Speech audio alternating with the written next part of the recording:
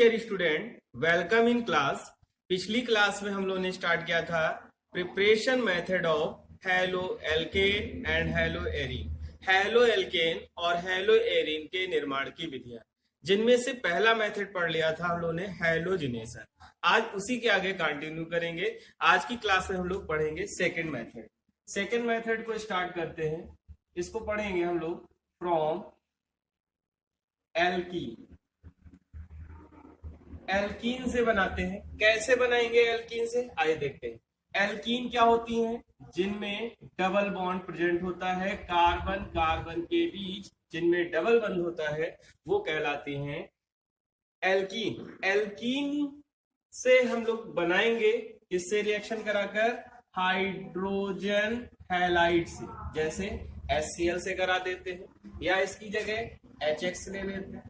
HX कोई भी halogen हो सकता है, क्लोरीन हो सकती है, ब्रोमीन हो सकती है, आयोडीन हो सकता है। यहां पर क्या होगा?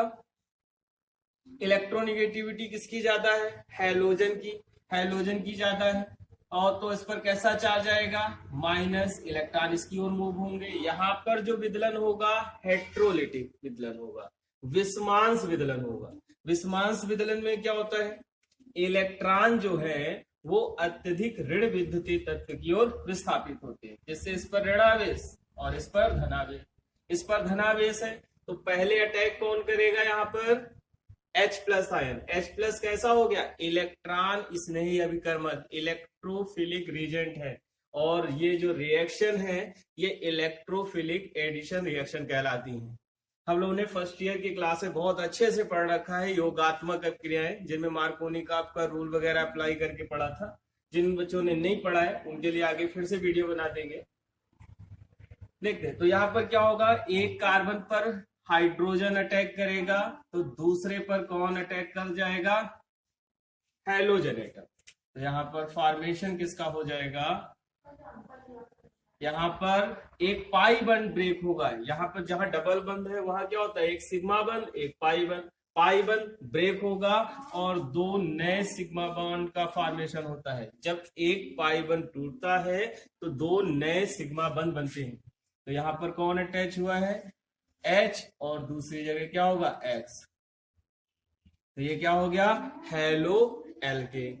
आइए, ये किस तरह का एडिशन रिएक्शन है? दो रिएजेंट मिले। ये क्या है? रिएजेंट है जो अटैक करे। ये किसकी श्रेणी में आता है? सबस्ट्रेट। इसे सबस्ट्रेट बोलेंगे। और ये क्या होगा? रिएजेंट। रिएजेंट क्या होता है? जो अटैक करता है। और सबस्ट्रेट क्या होता है? जिस पर अटैक करता है, यानी अभिकारक कह सकते हैं। और ये क्या हो गया? Product, haloalkane. ये किस तरह की रिएक्शन हो गई? Addition reaction. क्यों? दो कंपाउंड आपस में ऐड हो रहे हैं और सिंगल प्रोडक्ट का फॉर्मेशन हो रहा है। तो ये किस तरह की रिएक्शन हो गई? ये रिएक्शन हो गई इलेक्ट्रोफिलिक एडिशन रिएक्शन।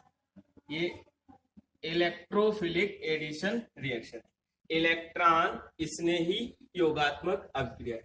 इसको कुछ एग्जाम्पल के माध्यम से समझते हैं। जैसे एथीन ले लेते हैं, CH2 डबल बॉन्ड CH2। इसकी रिएक्शन करा देते हैं हाइड्रोजन हैलाइड से। हाइड्रोजन हैलाइड से यहां पर लेंगे किसकी प्रेजेंस है? CCl4। CCl4 किसका काम करेगा? विलायक का काम करेगा, सॉल्वेंट का काम करेगा। यहां पर क्या होगा? सिंपल सा H प्लस और Cl माइनस। उसी तरह से यहां पर क्या करेंगे? इन दोनों को ऐड कर देंगे। यहाँ पे क्या बनेगा? एक से हाइड्रोजन अटैच हो जाएगा, CH3 सिंगल बॉन्ड CH2Cl। ये क्या बन गया? क्लोरो। दो कार्बन है, एक। ये कैसी एल्कीन है? सिमेट्रिकल एल्कीन है, सममित एल्कीन है। कैसे सममित एल्कीन क्या होती है? जहां डबल बॉन्ड हो, दोनों और सेम टाइप के कार्बन हो। इधर भी CH2 है, इधर भी CH2 है। अथवा इस तरह से भी देख सकते हैं कि अगर जहां डबल बॉन्ड है वहां से बीच से कट करने पर दो इक्वल पार्ट में डिवाइड हो जाए तो वो कहलाती है सिमेट्रिकल एल्कीन कहलाती है। सिमेट्रिकल एल्कीन में कोई प्रॉब्लम नहीं है, सिंपल सी रिएक्शन है, ऐड करके लिख देना है। अगर यही ये रिएक्शन ये हो गई। सेकेंड रिएक्शन देखते हैं, अगर ये एल्कीन सिमेट्रिकल ना होकर अनसिमेट्रिकल एल्कीन होती, अनसिमेट्रिकल एल्कीन क्या हो गई, CH3CH डबल बॉन्ड CH2, ये क्या हो गई अनसिमेट्रिकल एल्कीन, असम्मित एल्कीन। क्यों? क्योंकि बीच से अगर काटे यहां से तो इधर CH2 है, इधर 2 कार्बन की चेन, इधर 1 कार्बन की चेन, तो ये एल्कीन कैसी हो गई अनसिमेट्रिकल एल्कीन। अनसिमेट्रिकल एल्कीन की रिएक्शन कराते हैं, H प्लस Cl माइनस यानी HCl, या फिर उसे ऐसे ही लिख सकते हैं HCl से रिएक्ट कराएंगे। इलेक्ट्रोनिगेटिविटी किसकी ज्यादा है, क्लोरीन की। यहां पर क्या होगा, हेट्रोलिटिक क्लीवेज होगा, विस्मांस विदलन होगा, इस पर माइनस इस पर प्लस। अब यहां पर बात करते हैं, जब ये रिएक्शन कराते हैं तो इसके 2 चांसेस है, इसमें 2 चांसेस बनते हैं। यहाँ पे कौन से 2 चांसेस बनते हैं इस रिएक्शन के लिए, ये बॉन्ड टूटेगा, कौन सा bond, pi bond, pi bond टूटेगा, वहां चांसेस है कि इलेक्ट्रॉन इसके पास आ जाए, इसके पास इलेक्ट्रॉन आ गए तो इस पर कैसा चार्ज आ जाएगा, प्लस, इस पर कैसा आएगा माइनस, माइनस आ गया तो ये इस पर अटैच हो गया। एक चांस ये बना CH2 नहीं not CH3 CH single bond CH2। अब यहां पर क्या हुआ, इलेक्ट्रॉन अगर इधर शिफ्ट हो गए मान लेते हैं तो इस पर कैसा चार्ज आएगा माइनस और इस पर प्लस, माइनस आया तो अटैक कौन करेगा H प्लस आयन, क्योंकि इलेक्ट्रोफिलिक एडिशन रिएक्शन है, इलेक्ट्रॉन स्नेही योगात्मक क्रिया है, इलेक्ट्रॉन स्नेही योगात्मक क्रिया में कौन अटैक करता है, पहले धनावेशित आयन। सभी धनावेशित आयन लगभग इलेक्ट्रॉन स्नेही अभिकर्मक कहलाते हैं, जो इलेक्ट्रॉन को अपनी ओर खींचने की चाह रखते हैं, जो इलेक्ट्रॉन को लब करते हैं, इलेक्ट्रॉन को ग्रहण करना चाहते हैं। तो यहां से क्या अटैच हो जाएगा, हाइड्रोजन तो CH2, तो ये क्या बना 1 डिग्री कार्बोकैटायन, कार्बो धनायन बना। दूसरे चांसेस क्या है, दूसरा चांसेस ये है कि इलेक्ट्रॉन इस कार्बन की ओर मूव हो जाए, इस कार्बन की ओर मूव हो गए तो इस पे माइनस और इस पर प्लस का साइन आ गया, तो CH2 not CH3 single bond CH single bond CH2, एक पाई बॉन्ड टूट गया, इस पे माइनस आया तो हाइड्रोजन अटैच हो जाएगा CH3 और प्लस किस पे आ गया है ये, तो ये कैसा हो गया 2 डिग्री कार्बोकैटायन। अब आप यहां बचा क्या है Cl माइनस, हम लोग जानते हैं पुरानी क्लासों में, पिछली क्लास 11 में पढ़ रखा है, ये कैसा है द्वितीयक सेकेंडरी कार्बोकैटायन है, और ये क्या है प्राइमरी कार्बोकैटायन है। सेकेंडरी कार्बोकैटायन जो होते हैं more stable then primary carbocation, द्वितीयक कार्बोधनायन प्राथमिक कार्बोधनायन से अधिक स्थायी होते हैं, तो ये ज्यादा स्थायी है। अब जो ज्यादा स्थायी है या स्थायी है तो टूट के चला गया, जो स्थायी है तो क्लोरीन को रिएक्ट करने के लिए कौन मिलेगा भाई, यही मिलेगा। अब कह दो अस्थायी, नहीं अस्थायी तो है, लेकिन जो स्थायी है वो ज्यादा देर तक रहेगा, ज्यादा देर तक रहेगा तो क्लोरीन किसको ढूंढ पाएगा, इसी को, तो इससे कौन रिएक्ट कर लेगा, क्लोरीन Cl माइनस रिएक्ट करेगा तो क्या बनेगा CH3 CH, यहाँ CH3 क्लोरीन, यानी यहाँ पर ट्रू क्लोरोप्रोपेन बनने के चांसेस ज्यादा है, तो ये रिएक्शन होगी। इसी के लिए अगर ऐसे नहीं समझ में आता तो इसी के लिए हम लोगों ने एक रूल पढ़ रखा है मार्कोनी का रूल। पहले इसी रिएक्शन को देख देते हैं कैसे देंगे, from alkane from alkene, alkene से कैसे बनाएंगे हेलो एल्केन, तो हम लोग क्या लिखेंगे कि एल्कीन की रिएक्शन हाइड्रोजन हैलाइड से कराने पर हेलो एल्केन प्राप्त होता है। उसके अंदर ये एग्जांपल दे सकते हो, आप इसे डायरेक्ट ऐसे दे सकते हो, इसमें से नोट लगा के नीचे आप लोग लिख लेंगे। इसके अंदर रूल पढ़ना होगा आपको, मार्कोनिकोव रूल,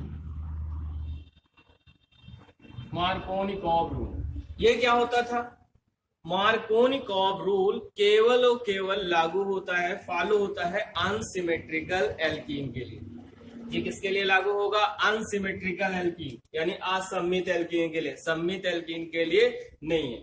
तो यहां पर क्या था, एग्जाम्पल के माध्यम से देखते हैं। जैसे अनसिमेट्रिकल एल्कीन है CH3 CH double bond CH2, इसकी रिएक्शन करानी है हाइड्रोजन हैलाइड से, हाइड्रोजन हैलाइड से कराएंगे तो क्या बनेगा, CH3CH और ये CH3, यहां पर क्या जुड़ेगा, हैलोजन। अकॉर्डिंग टू मार्कोनी का रूल, मार्कोनी का रूल के अनुसार क्या था कि असममित एल्कीनों में हाइड्रोजन हैलाइड का हैलोजन परमाणु गुणित बंध युक्त यानी डबल बंध युक्त, द्विबंध युक्त तो उस कार्बन परमाणु से जुड़ता है जिसके पास हाइड्रोजन की संख्या कम होती है। किसके पास कम है, इसके में 1 है, इसके पास 2 है, तो हाइड्रोजन कहां जुड़ेगा, इस कार्बन से, बाकी दूसरे से क्या जुड़ जाएगा, हाइड्रोजन।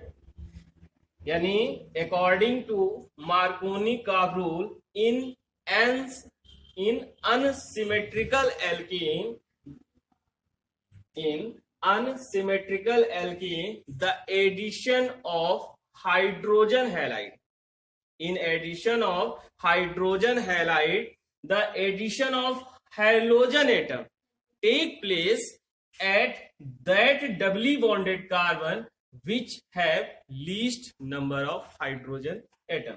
अर्थात असममित एल्कीनों में हाइड्रोजन हैलाइड का हैलोजन परमाणु गुणित बंध युक्त उस कार्बन परमाणु से जुड़ता है जिसके पास हाइड्रोजन की संख्या कम होती है। इसे आप कॉपी में इन शब्दों को नोट कर लीजिएगा, इंटरमीडिएट में 12th की क्लास में इन मार्कोनी का आपका रूल पूछ लेता है। इसके बाद में एक रूल और ऐड कर लेंगे यहां पर, एंटी मार्कोनी को रूल। एंटी मार्कोनी का रूल, जैसा कि नाम से ही पता चल रहा है मार्कोनी कॉप के रूल का ये क्या है, रिवर्स है, उल्टा है। ये किसके लिए होता है, ये भी पहले तो देख लेते हैं किसके लिए लागू होता है, फॉर अनसिमेट्रिकल एल्कीन। ये अनसिमेट्रिकल एल्कीन के लिए लागू होता है। दूसरी चीज, यहां पर ऑर्गेनिक पेरोक्साइड की प्रेजेंस जरूरी है, यानी क्या प्रेजेंट होना चाहिए, प्रेजेंस ऑफ पेरोक्साइड, यानी पेरोक्साइड यहां पे जरूर प्रेजेंट होगा। दूसरी चीज, सारे हाइड्रोजन हैलाइड एल्कीन के साथ एंटी मार्कोनिकॉव रूल को फॉलो नहीं करते हैं। एंटी मार्कोनिकॉव रूल केवल और केवल HBr हाइड्रोजन ब्रोमाइड के एडिशन रिएक्शन पर फॉलो होता है, एडिशन रिएक्शन पे लागू होगा। ठीक है, आइए एग्जाम्पल के माध्यम से इसे देखते हैं। CH3CH डबल बॉन्ड CH2, ये क्या है, अनसिमेट्रिकल एल्कीन है, असममित एल्कीन है। इसकी रिएक्शन किससे करानी है, HBr से, हाइड्रोजन ब्रोमाइड से। और यहां पर किसकी प्रेजेंस लेंगे, पेरोक्साइड की, पेरोक्साइड की प्रेजेंस में ये रिएक्शन होगा। तो यहां पर क्या बनेगा, यहां पर बनता है CH3CH2 और यहां पर Br है, हाइड्रोजन इस जगह अटैच हो गया, ब्रोमीन ये जस्ट रिवर्स है। यहां पर क्या होता है, जब मार्कोनी का रूल में पेरोक्साइड प्रेजेंस नहीं था तो यहां पर क्या इसका फॉर्मेशन होता है, कार्बोकैटायन का फॉर्मेशन होता है। लेकिन जब पेरोक्साइड प्रेजेंट होता है तो यहां पर फ्री रेडिकल बनते हैं, मुक्त मूलक बनते हैं, और यहां पर 1 ब्रोमो, ये प्रोपेन का फॉर्मेशन होता है, 1 ब्रोमो प्रोपेन का फॉर्मेशन होगा। अब एक और बात यहां पे नोटिस करने की जरूरत है, यहां पर क्या बन रहा था, यहां 2 डिग्री हेलो एल्केन बन रहे थे और यहां पर 1 डिग्री हेलो एल्केन का फॉर्मेशन होता है। एंटी मार्कोनी का आपका जस्ट रिवर्स है, वहां क्या था, हैलोजन एटम डबली बॉन्डेड द्विबंध युक्त उस कार्बन से जुड़ रहा था जिसके पास हाइड्रोजन की संख्या कम थी, और यहां पर हाइड्रोजन ब्रोमाइड में ब्रोमीन यानी हैलोजन कहां अटैच होगा, उस कार्बन के पास अटैच होगा जिसके पास हाइड्रोजन की संख्या अधिक होगी। आप लोग इसे नोट कर लीजिए, इसका स्क्रीनशॉट ले लीजिए। ओके, दूसरा मेथड हम लोग पढ़ेंगे फ्रॉम एल्कोहल। एल्कोहल से बनाएंगे हैलो एल्केन। एल्कोहल से कैसे बना सकते हैं? आर ओ एच एल्कोहल है, इससे हमें कन्वर्ट करना है इसको आर एक्स में। अब आर एक्स में कन्वर्ट करने के लिए हमें क्या चाहिए? रिएजेंट चाहिए। यानी ये क्या हुआ? उसी तरह से सबस्ट्रेट, क्रियाधार जिस पर क्रिया कराएंगे। आर यहां क्या हो सकता है? आर कोई भी एल्किल ग्रुप है। आर यहां मेथिल हो सकता है, एथिल हो सकता है, प्रोपिल हो सकता है, कोई भी हाइड्रोकार्बन चेन का एल्किल ग्रुप हो सकता है। यहां पर अब हमें क्या होगा? एल्कोहल से एल्किल हैलाइड बनाना है। तो यहां पर क्या होगा? किसी न किसी की रिएक्शन कराएंगे, तो जिसकी रिएक्शन कराएंगे, जो इस पे अटैक करेगा, वो क्या कहलाएगा? रिएजेंट। अब यहां पर रिएजेंट कौन कौन से हो सकते हैं? इसके अंदर पहला रिएजेंट हम लोग तो या तो इसकी डायरेक्ट रिएक्शन किससे करा दें? हाइड्रोजन हैलाइड से। कोई भी हाइड्रोजन हैलाइड, ये रिएजेंट हो गया। या दूसरा क्या ले सकते हैं हम लोग? Phosphorus halide. फास्फोरस हैलाइड कितने तरीके के होते हैं? 2 तरीके के। PCl3 ले सकते हैं या फिर PCl5, ये रिएजेंट हो सकते हैं। या और भी रिएजेंट ले सकते हैं। थर्ड रिएजेंट ले सकते हो, कौन सा? SOCl2, thionyl chloride. Thionyl chloride केवल एल्किल क्लोराइड के प्रिपरेशन के लिए यूज होता है। आइए देखते हैं रिएजेंट का, एक एक रिएजेंट का इस्तेमाल करके। इसके अंदर फर्स्ट रिएक्शन देखते हैं हाइड्रोजन हैलाइड का यूज करके। जैसे हम लोगों ने लिखा CH3CH2OH, एल्कोहल है, एथाइल एल्कोहल लिया। एथाइल एल्कोहल की रिएक्शन करा देंगे HCl से। यहां पर लेंगे ZnCl2। ZnCl2 किसका काम करता है? डिहाइड्रेटिंग एजेंट का, निर्जली कारक का काम करता है। ये बॉन्ड तोड़ने में हेल्प करता है। तो यहाँ क्या होगा? ये OH ग्रुप जो है हाइड्रोजन से रिएक्ट करके सिंपल मॉलिक्यूल निकाल देगा। कौन सा? H2। कौन बचा?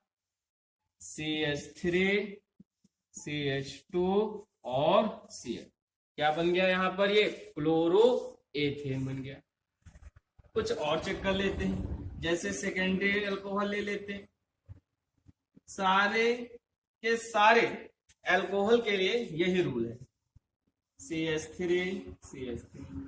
इसकी रिएक्शन भी कराते हैं HCl से और ZnCl2।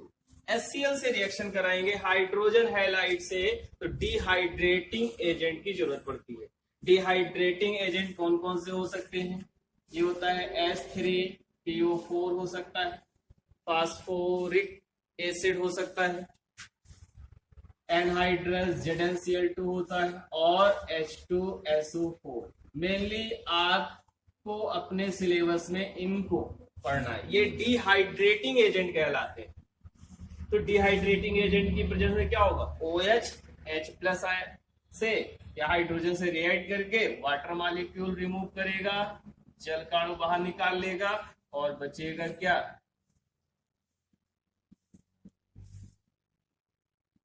यहाँ क्या बना? सेकेंडरी, द्वितीयक हैलो एल्केन का निर्माण हो गया। इसी तरह से आगे देखते हैं टर्सरी अल्कोहल के लिए। OH, ये CH3 CH3 CH3 tertiary alcohol. इसकी रिएक्शन करा देते हैं हाइड्रोजन क्लोराइड से। इसके लिए ZnCl2 की रिक्वायरमेंट नहीं है। ये ऑलरेडी क्या होता है? हाईली रिएक्टिव होता है HCl के रेस्पेक्ट में, या HCl के साथ शीघ्रता से क्रिया करता है। और यहां पर क्या बनेगा?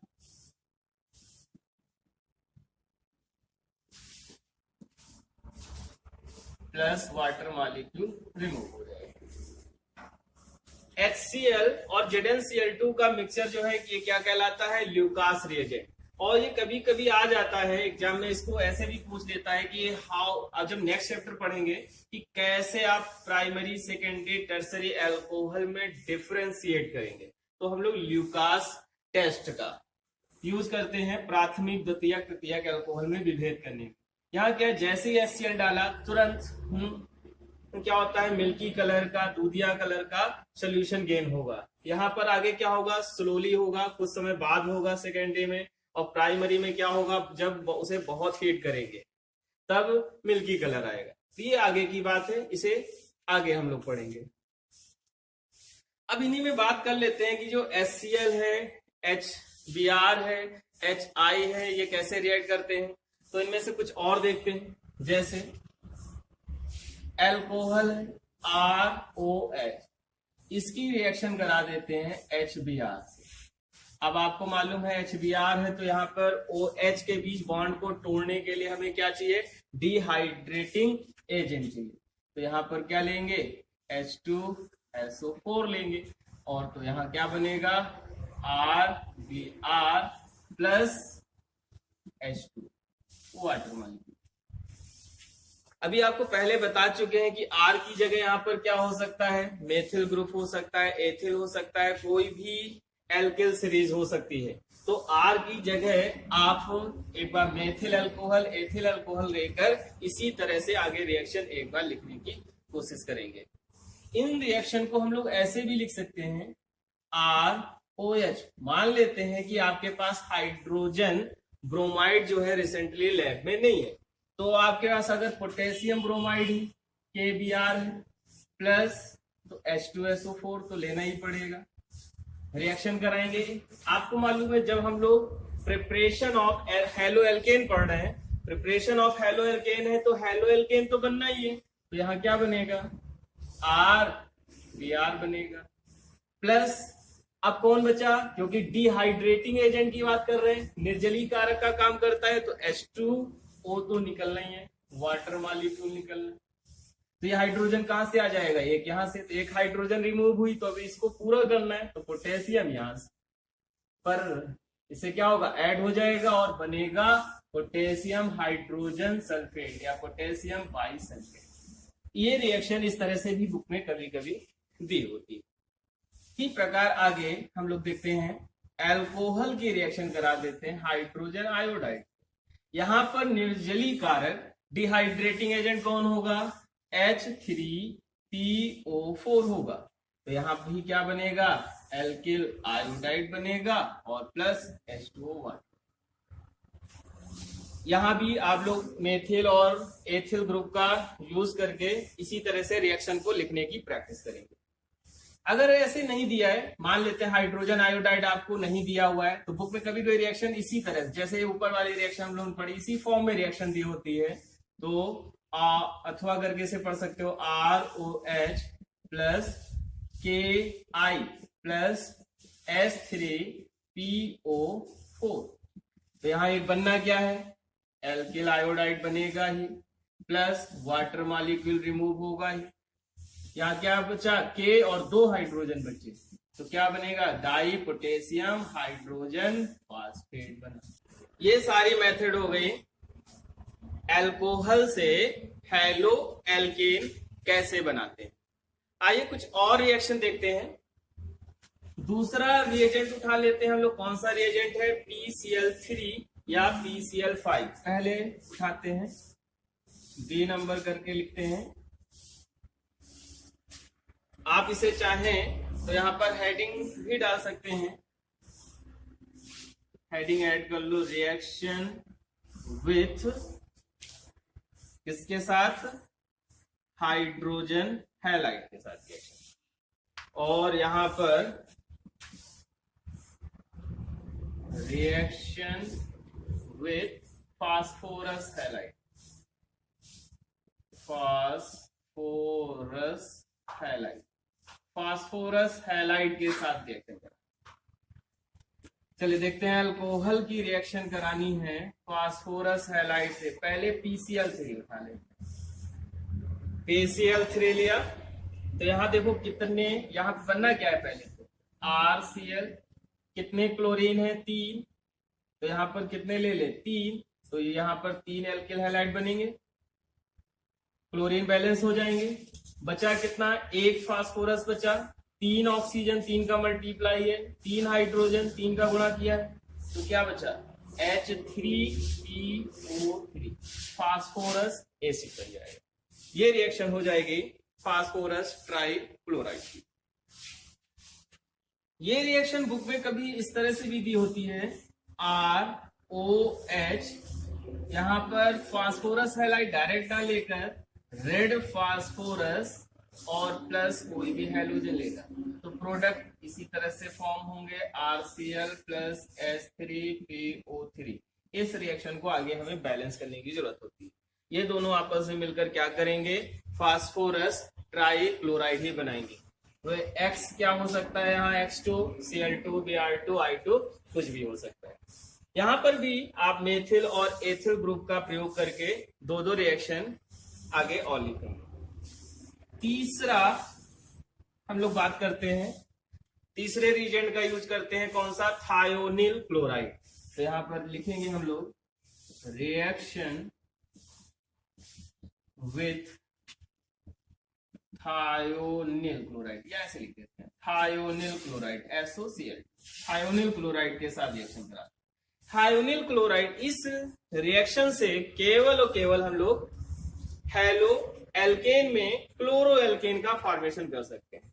जैसे कोई भी अल्कोहल लिया ROH प्लस इसकी रिएक्शन कराते हैं SOCl2, तो यहाँ पे आपको मालूम है बनना क्या है, RCl बनेगा प्लस H है, एक क्लोरीन बचा है तो HCl भी बन जाएगा, प्लस क्या बनेगा और SO2, S एक ही एक ऑक्सीजन। ये यहां पर ये HCl जो है गैस फॉर्म में है, SO2 भी किस फॉर्म में है, गैस फॉर्म में। ये हेलो एल्केन में एल्किल क्लोराइड बनाने का सबसे बेस्ट मेथड है। इस रिएक्शन को डार्जेन प्रोसेस भी कहते हैं, डार्जेन अभिक्रिया कहलाती है।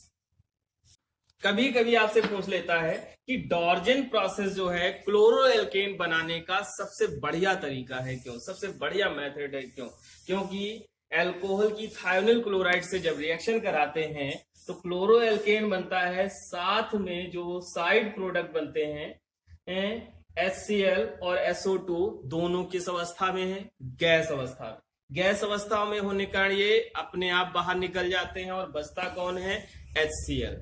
इसलिए केवल क्लोरोफॉर्म, इसलिए इस रिएक्शन में केवल क्लोरो एल्केन प्राप्त होता है, क्लोरो एल्केन बचता है, शुद्धतम अवस्था में प्राप्त होता है। इसलिए ये डार्जेन प्रोसेस जो है क्लोरो एल्केन बनाने का सबसे बढ़िया मेथड। आप लोग साथ में कॉपी और पेन लेकर इन रिएक्शनों को साथ साथ नोट करते रहें, समझते रहें। अगर इनमें से कोई भी डाउट रह जाता है तो आप कमेंट बॉक्स में जाइए, वहां पे कमेंट कीजिए। और भी अगर एक्स्ट्रा कोई प्रॉब्लम आती है तो आपके पास अपना व्हाट्सएप ग्रुप है, उस ग्रुप में आप अपने क्वेश्चन पुटअप कर सकते हैं, उनका आपको सोल्यूशन दिया जाएगा। अगर इन लेक्चर्स में कुछ भी अगर आपको समझ में आता है तो इन वीडियो को लाइक और शेयर जरूर करें, जिससे कि ये उन बच्चों तक भी पहुंचता रहे जो बच्चे कोचिंग एफर्ट नहीं कर सकते। Thank you.